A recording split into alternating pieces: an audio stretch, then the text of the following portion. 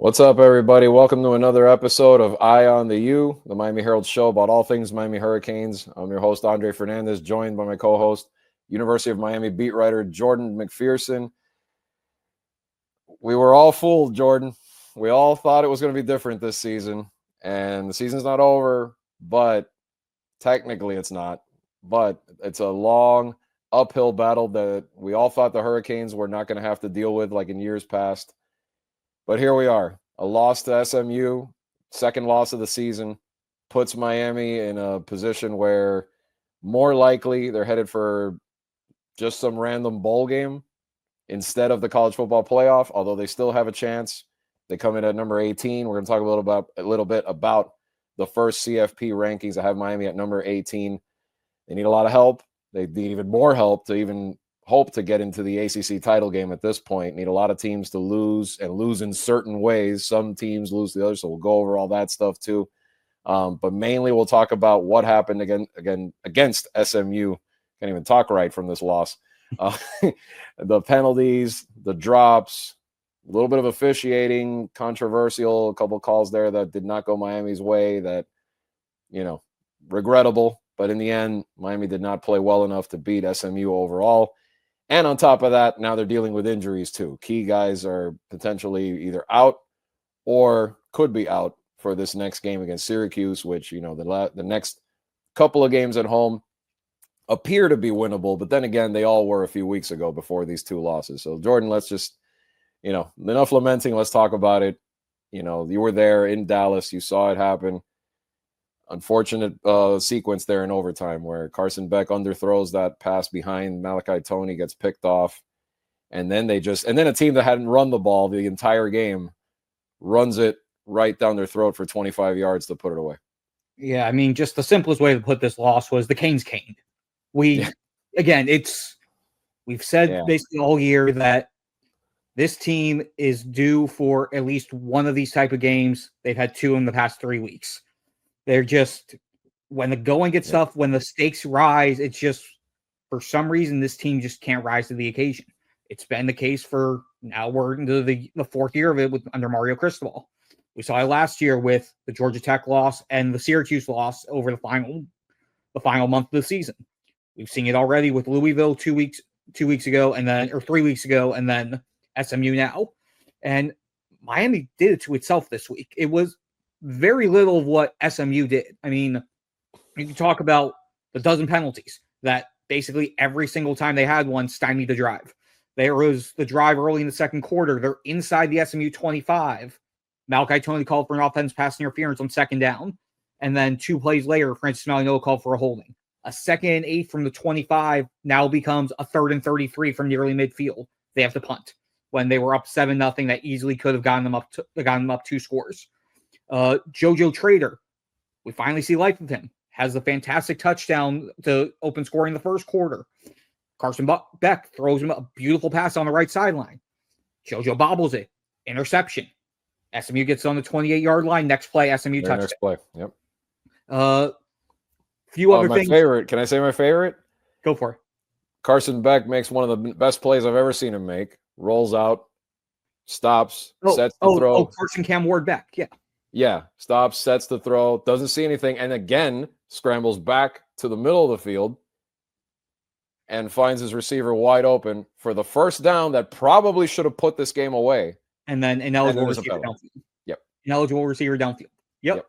So a lot of those self-inflicted wounds, and then, like I just said with the officiating, we'll talk about that more in depth a little bit, but there were a few key plays that I want to touch on right away. The main one being the Marquise Lightfoot situation. SMU on its last drive, needing a field goal to tie it. It's 4th and 9. It's 4th and 9. Clock's running down. The ball snaps, but apparently Miami called a timeout right as the ball is being snapped. Refs on one side blow the whistle. Marquise Lightfoot, I guess, doesn't hear it, but the play's still going on. Offensive linemen are blocking. He on one side and Ruben Bing on the other are still rushing. Yep. Marquise Lightfoot goes in. He hits Kevin Jennings, but Jennings. He doesn't go for a full-on tackle. He's still standing up when he hits Kevin Jennings. Called for unnecessary roughness. SMU gets a first down. They march down the field, kick the game-tying field goal. We saw what happened in overtime. It's just so many little things, 5 different drops, including Elijah Lofton, when they had the ball starting at the 9-yard line at the SMU 9, drops a ball on 3rd and 5 or 3rd and goal from the 5 or the 4 because he was getting hit while the ball was thrown to him. Just all these little things just compounded and magnified on top of each other as the game went on, and it led to Miami's unraveling. And don't forget the strip sack right at the start of the second half. First play of the second half. And I'm thinking, oh, wow. And I mean, I don't know, I can't do this much on camera, but it seemed like if you're going to tell me his arm's moving forward from just doing this, then there's there's like, you got to completely blindside a quarterback, which then they have a problem with for other reasons, which I understand. I mean, how do you do it? Because, I mean, and that's another play. They get that turnover. Who's to say then they go in 17-7 and things start to roll to their favor a little bit there. And in the also third on quarter. that side, with SMU keeping the ball, they scored a touchdown on that drive. So it was anywhere from a 10 to a 14-point flip, depending on what Miami would have been able to do with that turnover on a short field. Yeah, you had at least 3 14-point flips in this game. I mean, when you look at it, I mean, I think that one for sure, the interception at the beginning and off Trader trying to make that catch over his shoulder. Just a lot of mistakes, a lot of things that could have gone Miami's way, but didn't. The point is, the reality is, they did not. And now they're in the situation they're in. And like we talked about before, injuries are piling up. I mean, CJ Daniels already now looks like he's not going to play this game coming up against Syracuse either. OJ Frederic is not going to be there.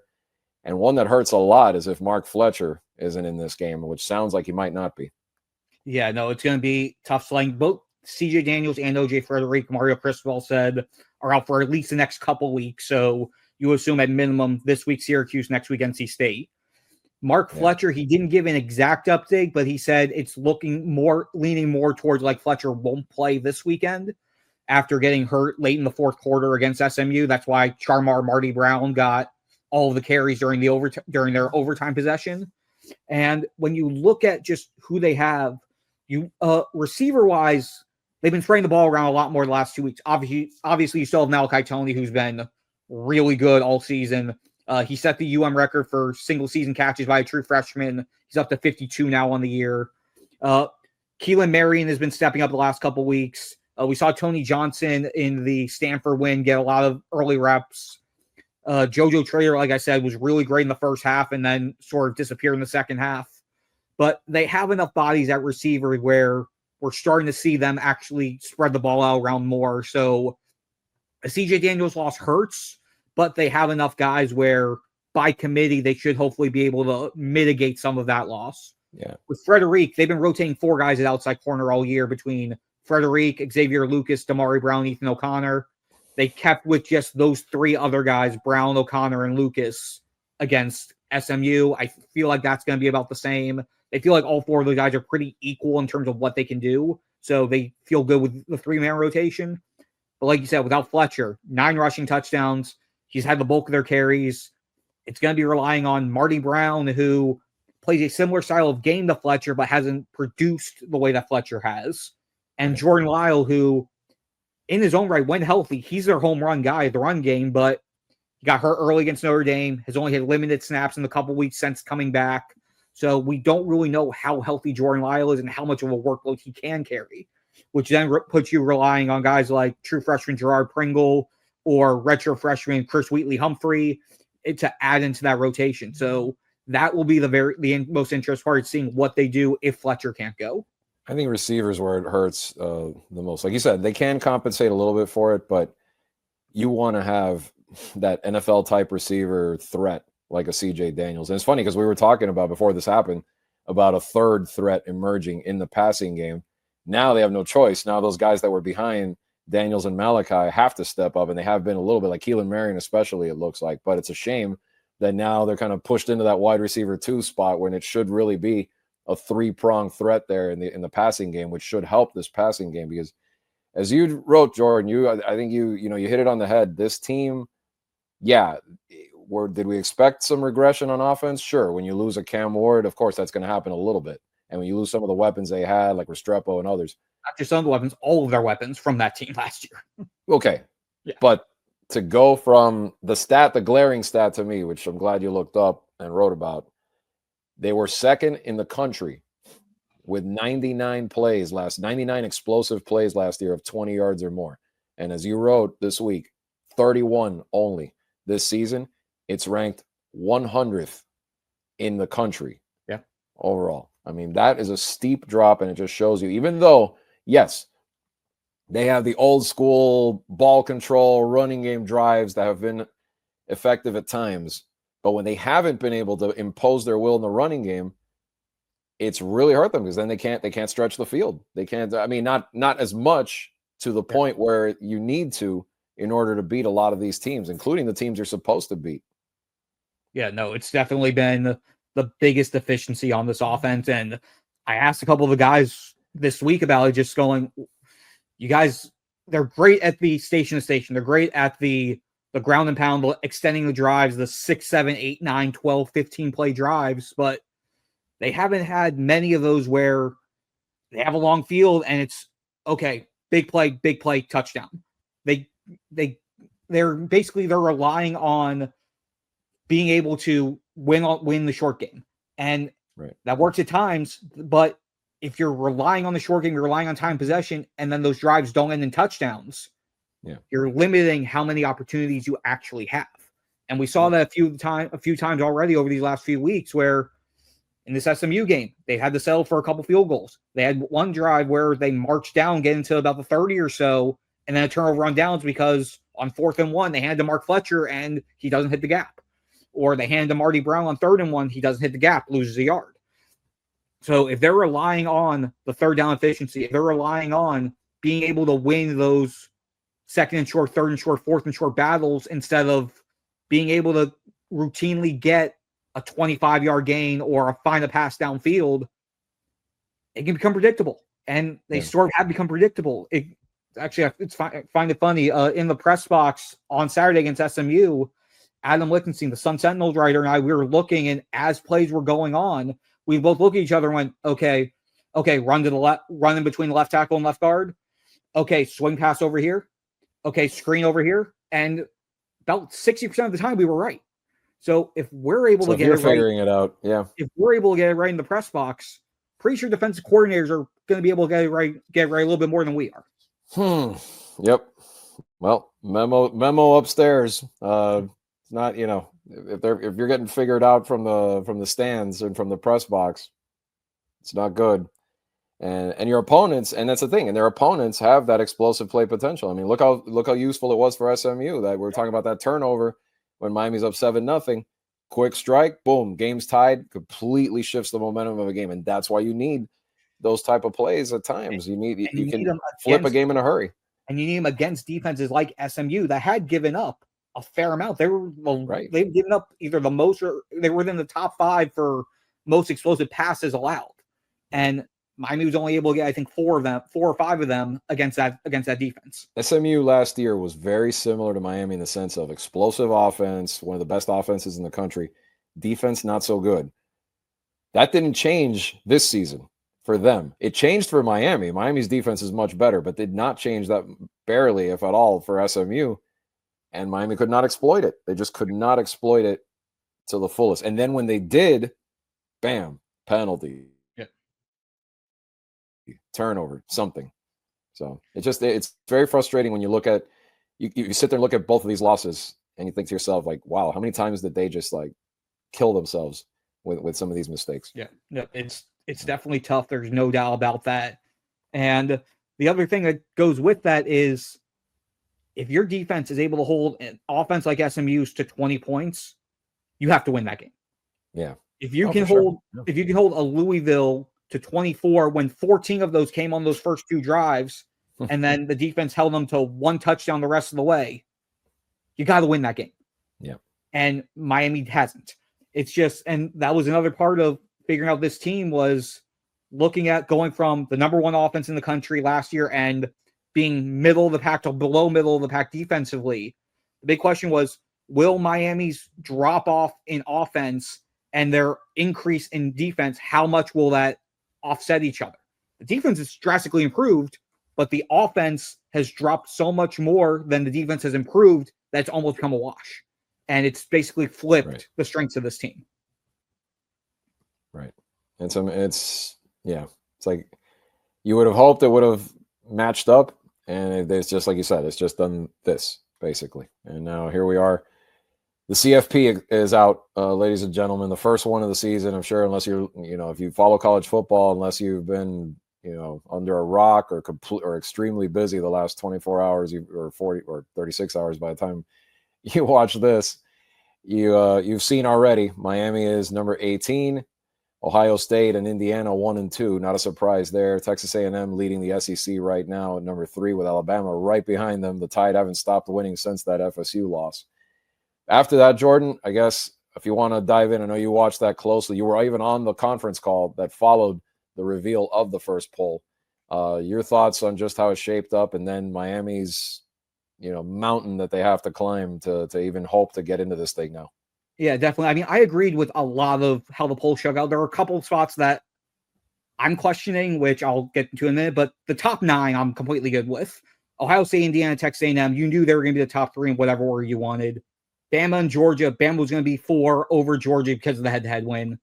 Ole Miss at 6, and then BYU, Texas Tech 7 and 8. Completely good with that. Same with Oregon at 9.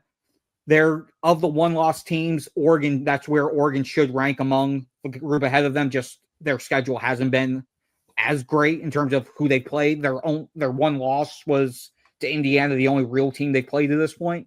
Right. Number 10 is where things got interesting to me. The Notre Dame Fighting Irish are the number 10 team in this poll.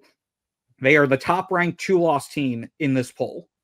And when you listen to what Mack Rhoades said about how they're looking at everything and they're looking at how teams are, he said on the conference call they're looking at each team's, quote, full total body of work, which includes their performance on the field, their strength of schedule, their head-to-head matchups, and their results against common opponents.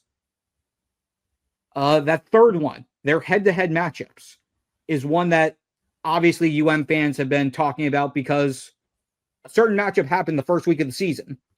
Miami Hurricanes playing the Notre Dame Fighting Irish. They have the same record.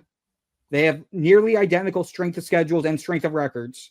They have a head-to-head win, and yet Notre Dame is 8 spots higher than them.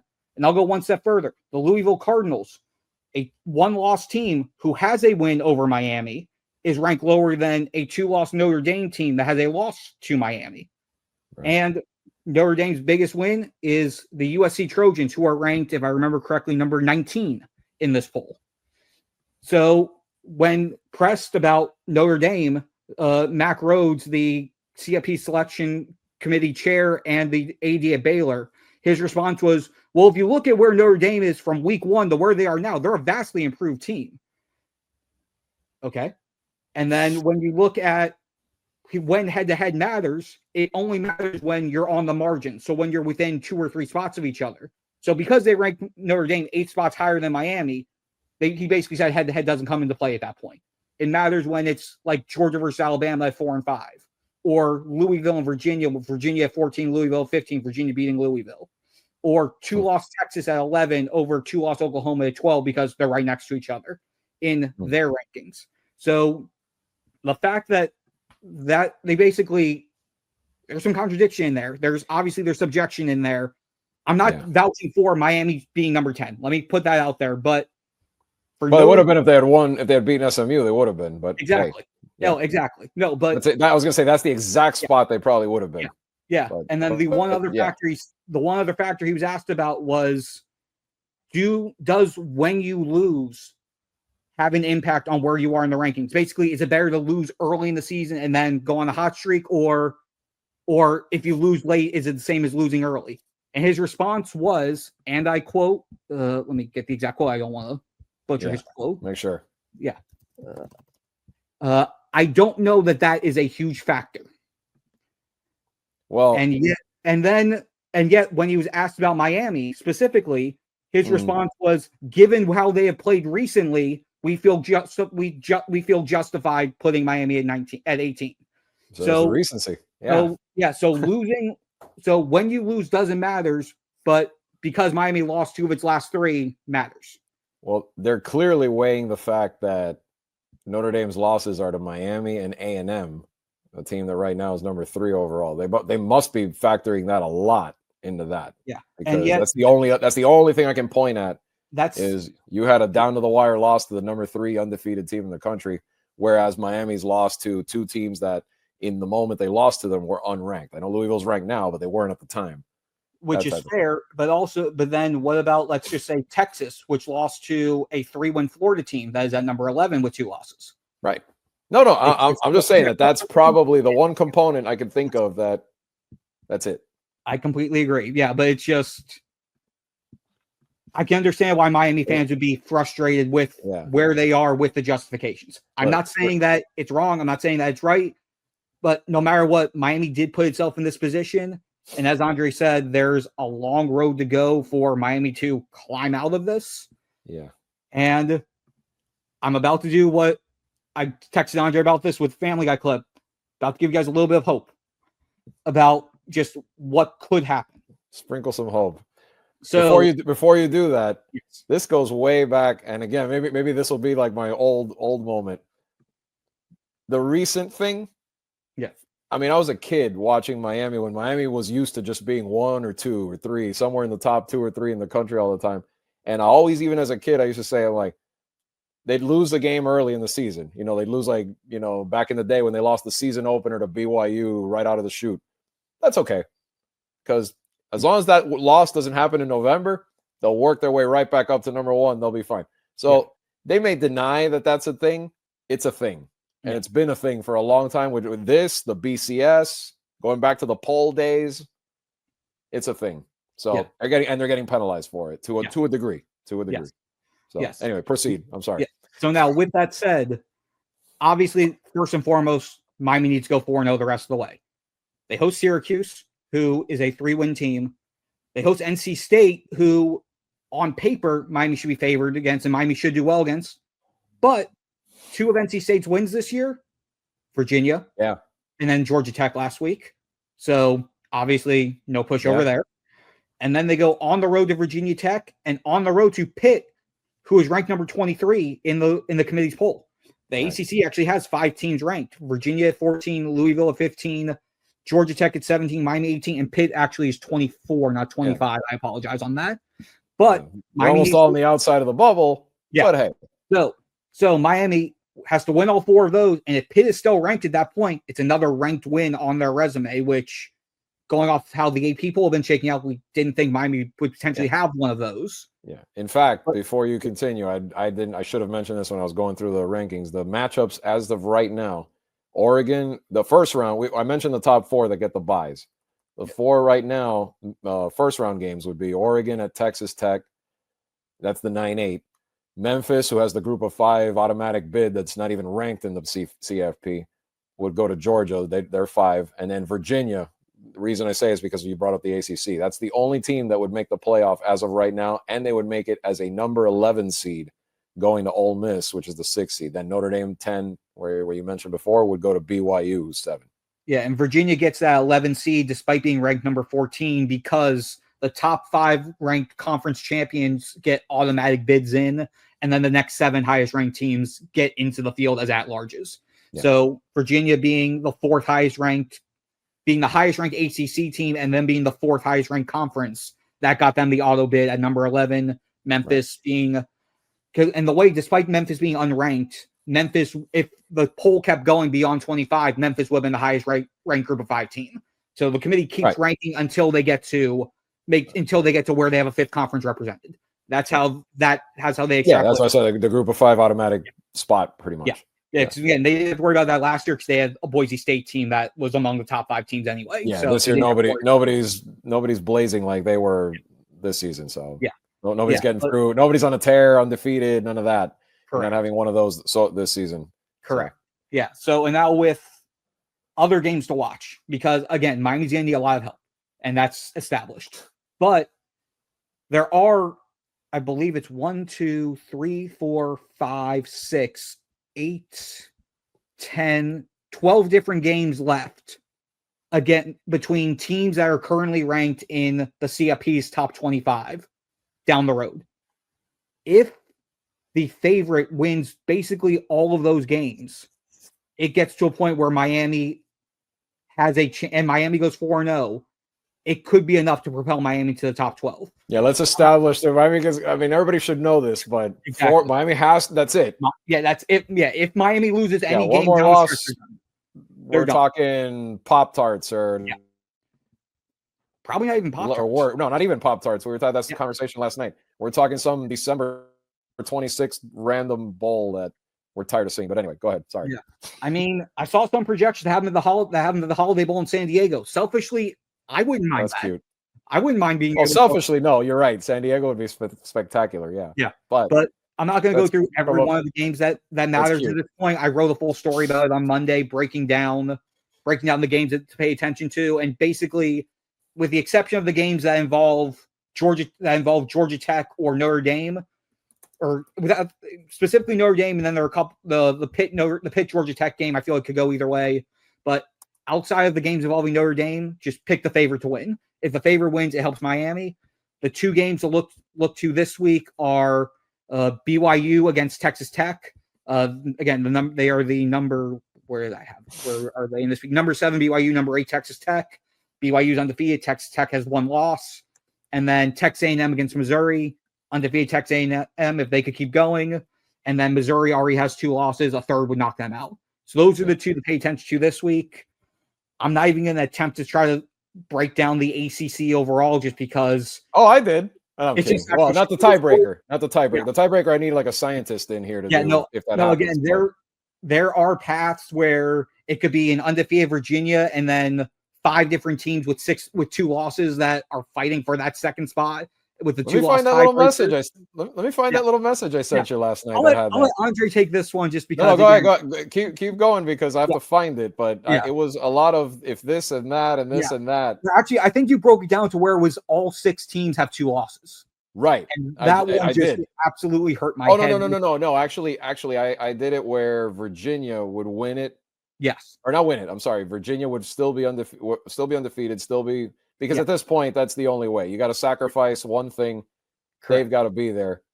I think I said, one of the components I remember off the top of my head was I found it. Pitt needs to beat Georgia Tech. Yes, possible. Definitely possible. SMU and Louisville are playing each other, so someone's going to fall there. Mm-hmm. It's better for Miami, I think, if Louisville wins that game, because if I'm not mistaken, Louisville has a little tougher schedule left than SMU, or am I getting that backwards? I believe so. Hold on, I'll pull those up. Yeah, but I know that they that game, no matter which way it goes, the winner of SMU has Boston College, Louisville, and Cal left. Louisville has Cal, Clemson, SMU. So they have each other. Cal, Louisville has Clemson, and SMU has Boston College. Louisville needs to win that game. I think just because I feel like they have a slightly tougher schedule left after that, where they could trip up after that. But the point is, the loser of that game is obviously takes care of itself. The winner needs to lose one more game after that. So that's that part.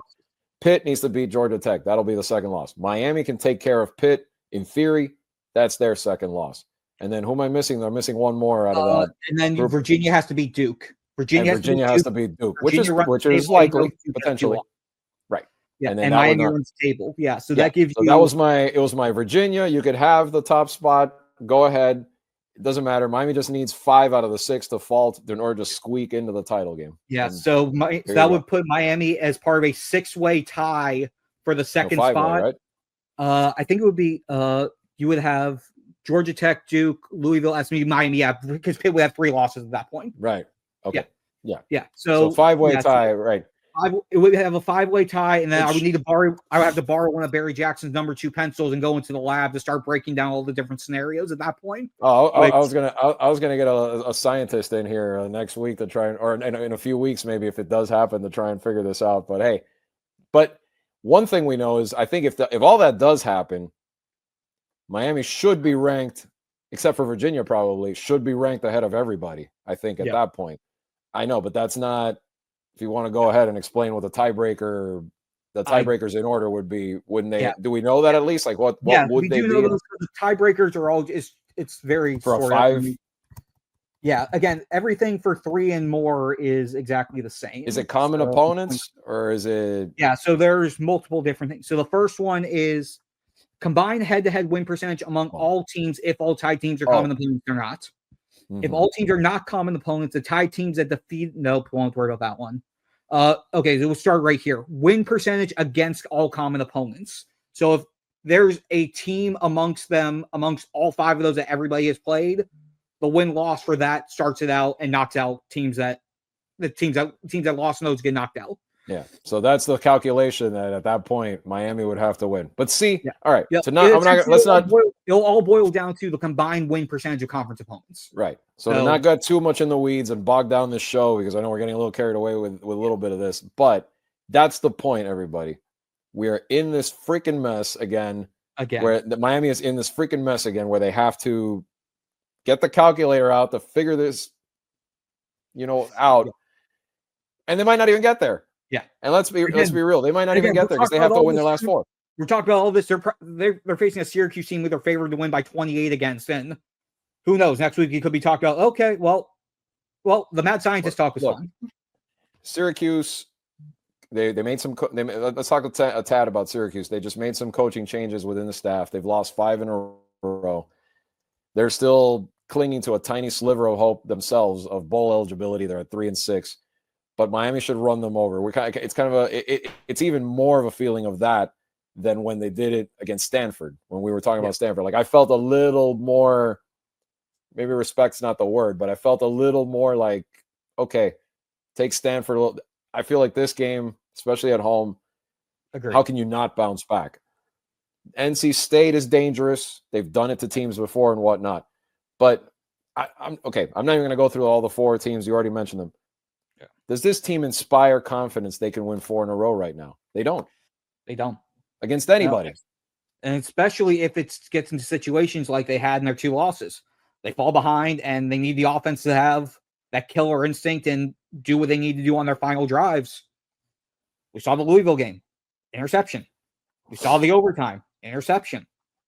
The only time when they really had the killer drive when they needed to, and it wasn't really killer instinct because they went beyond conservatively, was Notre Dame. They played for the field goal. And the defense getting a stop in the final minute. Florida, they were able to expose Florida's run defense early enough in the 4th quarter where they were able to get a couple extra drives in. When it comes down to, can this team do it on the final drive with everything on the offensive shoulders, with everything on Carson Beck's shoulder, I still haven't seen enough to say I have confidence that they could do it against a team of relevance in the grand scheme of what they need to do. If they have to do that against even an NC State team, I would be worried.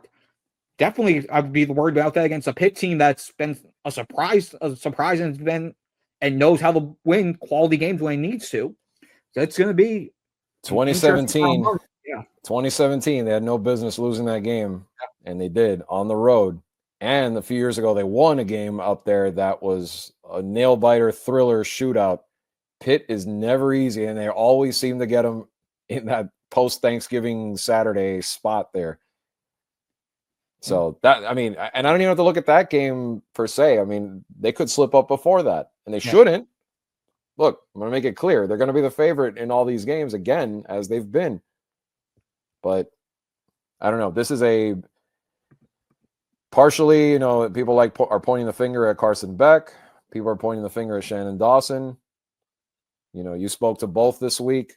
This is a collective offensive problem that I don't know. I don't know if it's going away. Yeah, I don't know either. They have 4 weeks to prove us wrong. Yep. So, well, that was the big dive into all of that. Now let's talk a little bit about, at least at the moment, a team on campus for Miami that's off to a positive start. A couple of teams that are off to positive starts, and those are the basketball teams. We said that last week. We were going to talk a little bit about them.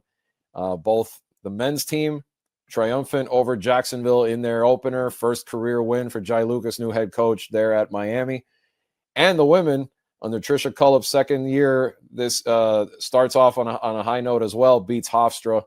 Yeah, we know those first few games always for major conference teams for the most part tend to be, you don't want to say pushovers, but games that they should win. Tune-up games. Yeah, let's be honest. They're kind of tune-up games, but they need that right now because a lot of, like with most of college basketball, a lot of moving parts everywhere. The transfer portal is more wild in basketball, even more than in football, or it's been for a few years.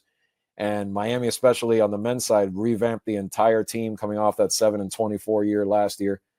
So, we'll get a better look at what they're all about in the next few weeks. They have another 2 of these tune-up games coming up, Bethune-Cookman and Stetson. But then they go to Jacksonville and they take on the team that won the national title last year from Gainesville. So, that would be a tremendous test for them right out of the chute. And then on the women's side, same thing. They also have a game coming up against Bethune-Cookman. They face FAU after that. And then they go to Orlando for a 2-game tourney that'll test them a little bit more against Iowa and Davidson. But your thoughts, Jordan? I know you saw it from afar a little bit, but your thoughts on how the basketball team started out so far? Yeah, I mean, like you said, given the opponents that they played, they did what they were supposed to do. I'll start with the men. 6 different players in double figure. 1, 2, 3, 4, 5 different players in double figures. Every one of their starters got at least 10 points. Malik Renault with 20 points on 5 of 9 shooting and 10 of 12 from the line. Ernest Uda with a double-double, 14 points, 14 rebounds. Trey Donaldson, I'm really high on him. 11 points, 5 rebounds, 4 assists. Yeah, really an all-around effort from them. And then on the women's side, Rashaya Kyle, who I said last week, the transfer from UF, who I'm high on. I got to watch her play a little bit from a distance. She led the women with 13 points, had 4 rebounds. Just all around good, all around quality effort to start the season. And yeah, it's just a matter of building off of these as the competition starts to pick up. Yeah, I mean, that's the thing. We've seen it in basketball. With such a small roster, you can go. Literally, Miami was in the Final Four a few years ago. Then they collapsed completely last year. Who's to say they could be right back? Maybe if not this year, maybe soon in the near future, they could be right back. If not Final Four, but back to being an NCAA tournament team. If all this talent meshes and comes together over the next year or so, and around the country. Interesting to see, real quick. Interesting to see Rick Pitino's St. John's up at the top right out of the chute. I mean, we know they were good last year. They made the tournament, but that's some respect for a squad that's done really well. And then Duke with the Boozers already off to a good start. Cam Boozer, double-double. Yep. Cam Boozer already a double-double, looking like what we all expect him to be a high, if not maybe, who knows, maybe even a top NBA draft pick next year after that one and done that he'll have at Duke, I'm sure, if he does well and all goes well there for him. But it'll be interesting, though, to follow, the next few weeks as the 2 Miami teams continue to develop those rosters and try to make a push this season. And but going back to football, we'll be back next week to talk some more about the Canes facing Syracuse this Saturday. Remember, 3:30 at home. It's going to be 3:30 the next 2 weeks, Jordan. It's going to be afternoon games for the final 2 home games. We don't know yet what time for the final 2 road games, but that'll be announced next. Virginia Tech will be announced next week, and then Pitt after that. But we'll see. I mean, again, it's in their hands. It's been in their hands even before these losses, and they just haven't been able to handle it. Can they fix their offensive issues primarily and make a push? We'll be back next week to talk about it, see how it went against the Orange. Until then, for Jordan McPherson, I'm Andre Fernandez. Thank you for watching Eye on the U as always. We appreciate you, and we'll see you next week.